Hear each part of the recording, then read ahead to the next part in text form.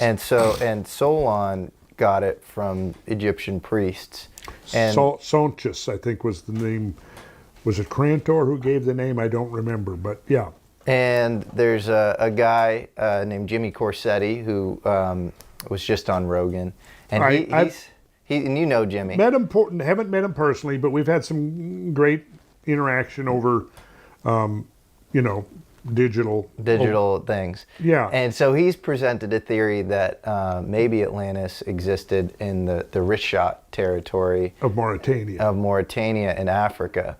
And I know I've talked to you about this many times for years, have a different theory about maybe an area in the mid-Atlantic ridge that is currently underwater. And I still hold to that. And I've looked at Jimmy's stuff, and here's what I would say about Jimmy's stuff is that he's done some really interesting work there with the recap structure. There are some parallels that are quite striking.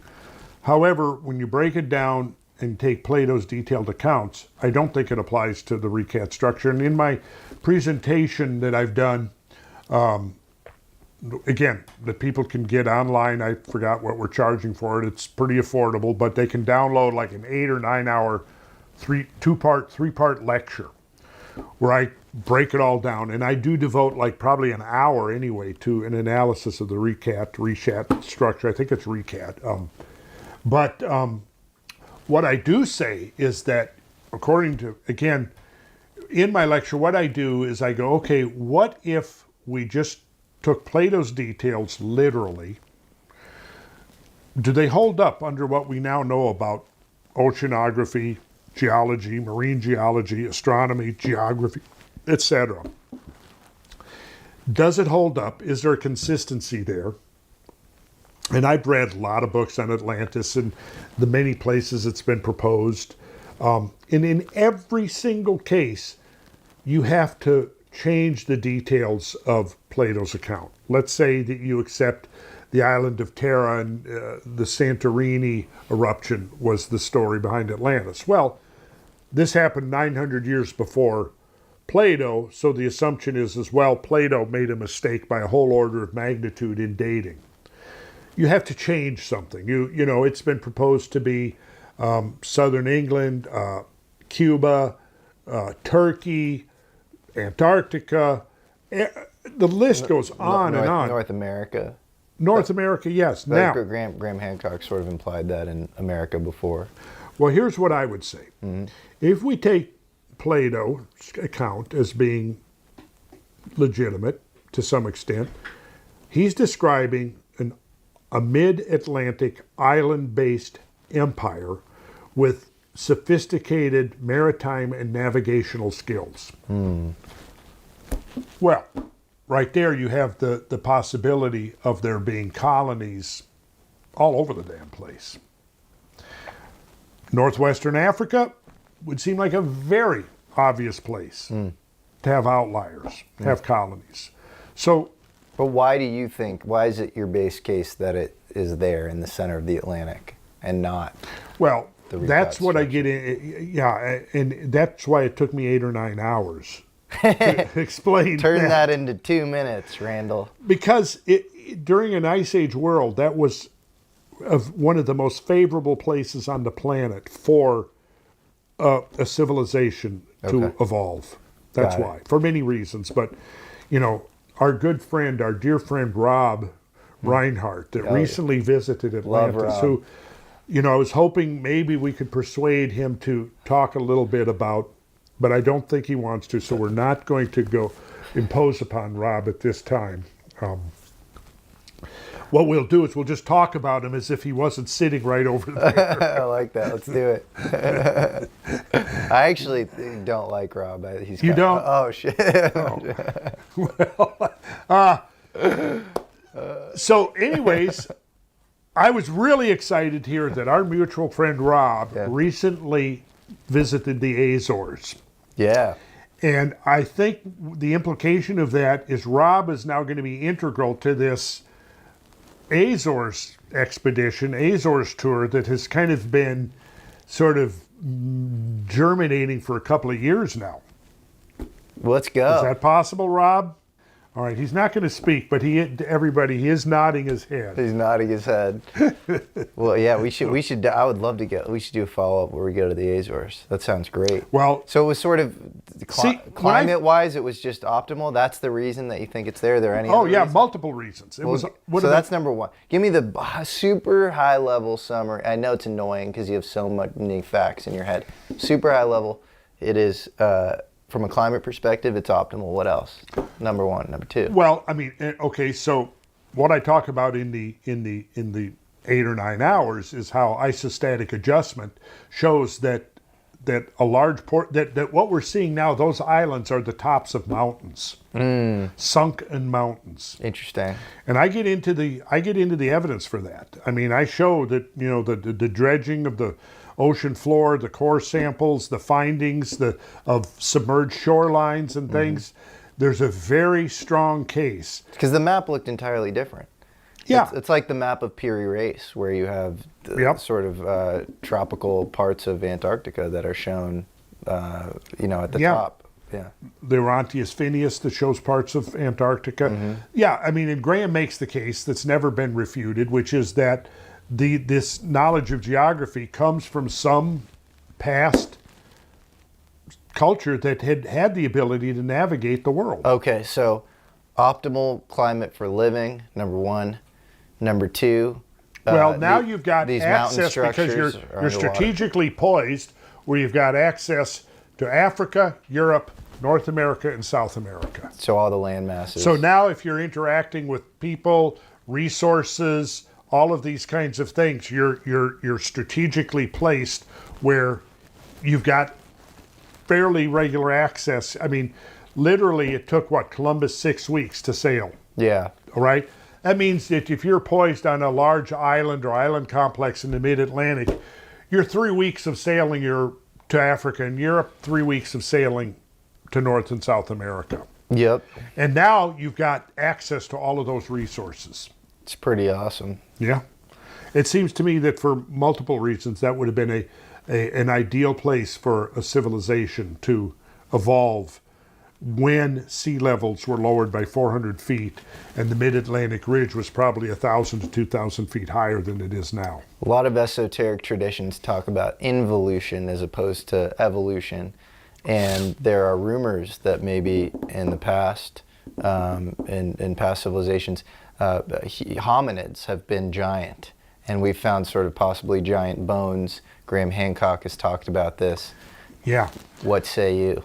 Well, I would say that I've never seen a giant skeleton myself, but I've taken some pretty deep dives into some of the actually archival stuff. The Emory Library, where I used to do a lot of research, has an incredible collection of 19th century writings, state archives, and records of early archaeology, the Bureau of the American Ethnological Society, the early Smithsonian papers. There's an incredible wealth of stuff in there. And in fact, in one of my presentations, which I've not yet presented in a public forum, I've pulled a lot of that stuff together. The excavations, particularly associated with the monumental earthworks, giant skeletons. Those accounts are repeated over and over and over again. That in the excavation there's a giant skeleton dug up, sometimes 7 feet, sometimes 8, sometimes even 9 feet in height. Now, these accounts, of course, the skeptics say, oh, these were just hoaxes and made up. And, maybe in some cases, yes. But look, there was no internet, so for somebody to get, 10,000 likes if they went and said that they discovered it's going to be Dr. So-and-so and Reverend So-and-so that's out there excavating with a group of local townspeople witnessing the excavation, and they dig up an 8-foot skeleton. I'm just not buying that you can just dismiss that and throw it out of hand with a hoax. Well, if you think about the trajectory of mankind now, it feels like we're moving from, if we were wolves in the past, we're turning into dogs. And we're being domesticated. And whether it's sperm count or testosterone, so on a human kind of body, hormonal level, and then probably size of body as well. It's like this has become vestigial. We're not hunter-gatherers anymore. That's not being selected for anymore. And so do you think Yeah, I mean, you think about sort of these possible large hominid creatures in the past, and then there are a lot of traditions that talk about demigods, titans. Yeah. In the Book of Enoch, you had Sure. the Watchers that mated There with were giants mankind. in the earth in those days. Giants in the earth. Do you ascribe to possibly, any of the theories that ancient alien astronauts might have come down, co-mated with mankind, and we are their descendants? That's kind of a sticky question. Let me just say, I think about every human, and there's something very depraved about them. It's like we're very ape-like in some ways, and then we do have sort of this divine spark in other ways. We feel wholly separate from the rest of the animal kingdom, and yet also sort of a part of it. And so I've wondered about, this theory as a possible way to explain. Perhaps, I'm a very dichotomy. open-minded. I certainly don't sit here and claim I've got final answers on all of this stuff. I don't know if I can't even say that I wish I did, because half the fun of life is figuring this stuff out. The journey of discovery, the mystery. But I do think that as you go along and you think about this, you study, you learn, you meditate, you contemplate, you do discover answers to some of the questions. There are mysteries, and then there are greater mysteries and lesser mysteries. The ultimate mystery, I don't know. I tend to be agnostic about that. I will say in a more pragmatic sense, though, that when we go back to the late Ice Age, when we go back to the late Pleistocene, I mean, my God, look, the imperial mammoth stood 16 feet tall at the shoulder. The American Pleistocene lion was the size of a horse. Glyptodonts were armadillos the size of Volkswagen Beetle cars, of golf carts. I mean, the list goes on. The giant cave bear, the Ursus spalius, the bear that stood 6 feet tall at the shoulder and 12 feet tall when it stood up on its hind legs. There were giants, right? If there were all of these giant, the Irish elk with 10 and 12 foot antler spans, for Christ's sakes, 8 foot tall at the shoulder. Can you imagine encountering one of those things? Talk about an impressive beast there. But if you had all of these mammalian megafauna, oversized compared to today, why not people? Well, also, how would you survive in that context if you weren't mega-sized? You had to yourself? be awful smart. You had to be awful smart. And then you have all this megalithic architecture that 10, 20, 30 ton blocks. And I think that gets us into the technological discussion. And because of the things that I've been learning lately, I think I'm honing in on what that technology was that they were using. And we could do another discussion on that. To attempt to do that now would be premature, because there's still holes in my game and I don't necessarily have all the pieces together. But my instincts tell me that, we have to be looking at these plasmoid technologies could provide the answer to things like levitation of large stones. It's interesting. I mean, an area I've always been interested in is the study of parapsychology, which is, the idea that there's some sort of mind over matter effect. And to be honest, it's a very poorly assembled group of people and work, and it's often not rigorous, and it was definitely marginalized, and it was chronically sort of underfunded and didn't really go anywhere, and there were sort of scaling problems to it. It was hard to sort of instrumentalize. And yet, if you look at some of those, albeit somewhat small scale studies, I'm convinced, if you look at the actual data, that there is a weak mind over matter effect. And the ability to cultivate that maybe, is that's an interesting question. Can that be cultivated? And there are biblical references to things like that. Maybe Jesus was the ultimate parapsychology practitioner. Have you ever had what you would think of as a parapsychological experience? Yeah, definitely. Yeah, I have. Something you talk about, or? Yeah, I've had many. Well, I haven't had many. I've had a few. Well, parapsychological, I mean, I've seen UFOs, so I don't know if that's I think that's it could be. I think on one level, maybe there is a parapsychological component to the UFO phenomenon. Yes. I think there absolutely is. But then, as far as like seeing, something levitate or something, like, like engaging in telekinetic powers, or I've had some weird. Okay, yes, the parapsychological stuff I've experienced is calling things very early, like predicting things in bizarre ways. Not even coming from my conscious intellectual mind, but it's like it gets zapped into me, and I experience like a premonition or something, Yeah. which I think a lot of people have experienced. Yes, I have too. I've had a few things that have been, you could dismiss them as coincidence. I think when I was about 18 or 19, my best friend from high school that I worked with and his older brother were out somewhere, and I was home sleeping, and I had this intense dream that they were in trouble and got busted, to the point where it woke me up, and it was about 2 a.m. And the next morning I go to call my friend, and I couldn't get a hold of him, and it turns out that at 2 a.m., him and his brother got busted for dope, and they were sitting in jail. Now, how the hell, that always struck me, that was bizarre. Yeah. That I actually had this dream. Yeah.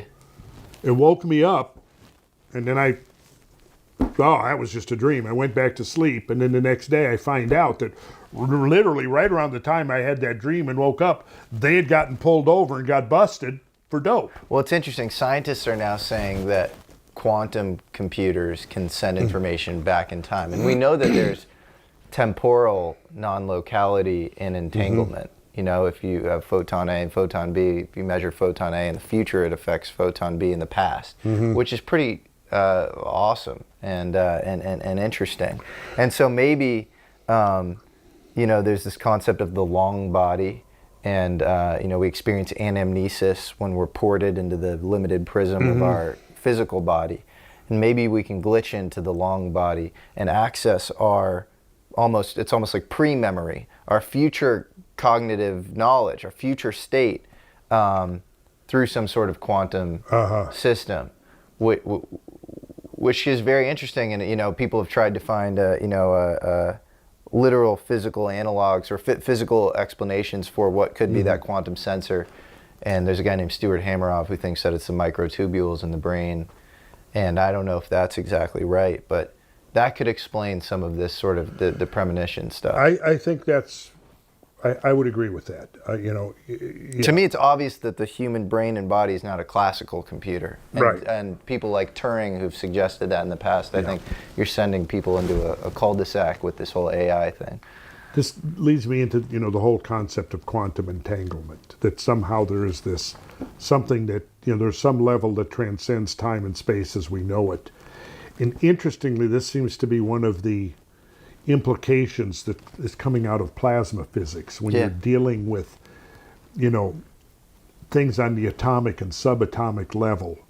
And this is something I'm, very much in the infancy of learning about. But I showed you the slideshow that I had put to you, 240 slides over the last 3 months to help me. Well, it's doing two things. One, it served for me to learn about the system, the methodology, the philosophy, the ideas, but it's also going to be used to present by the leading scientists of this system to various entities around the world that have already shown an interest in implementing the technology. Do you think that the military-industrial complex is hiding any knowledge around fundamental parapsychology? And the reason I ask, Probably. The reason I ask is because Ben Rich, who was the head of Lockheed Skunk Works on his deathbed, said we have the ability to go to the stars whenever we want, and we've built it. And a journalist asked him, well, how do we do that? And he goes, well, have you heard of ESP? And the journalist goes, yes. And then he goes, well, that's how. And then there's a guy named Bob John, who was a plasma physicist, who worked at Boeing, who then went on to run the Princeton Pear Lab, the parapsychology lab. Okay. And so I think about that, connection as well, where he's working at Boeing, and then he on plasma, and then he goes on to work on sort of parapsychology. And I wonder if there is an interesting connection there. And I think about the modern UFO story, and it's usually trying to push people away from thinking about parapsychology and towards more kind of nuts and bolts materialist reductionist explanations of how the craft works. And in fact, a lot of people say when the crafts crash, there's nothing inside the craft. So there must be an interface between the mind of the occupants of the craft and the craft itself. And so it has to be somewhat parapsychological from that perspective. I think it's parapsychological from the viewer's perspective of the craft as well. And it feels like that's the thing that's been stigmatized and marginalized. You know, you don't want people thinking about parapsychology. You'd rather them think about, you know, speed of light limits and Right. physics.